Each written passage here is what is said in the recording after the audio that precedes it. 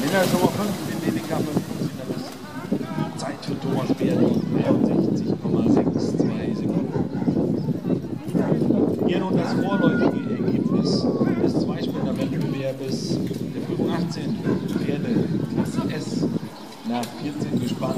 Im Gelände gewinnt Rudolf Huber, gefolgt von Eva Maria Pilar auf Rang 2 und Rang 3 an Adolf Fischer. Und in der kombinierten Wertung sieht es also so aus, dass Misty Wickley Miller die Führung behaupten kann mit 134,75 Punkten. Platz 2 in der Kombi im Moment für Rudolf Huber und Platz 3 in der Kombi derzeit für die US-Amerikanerin Rachel Blanchett.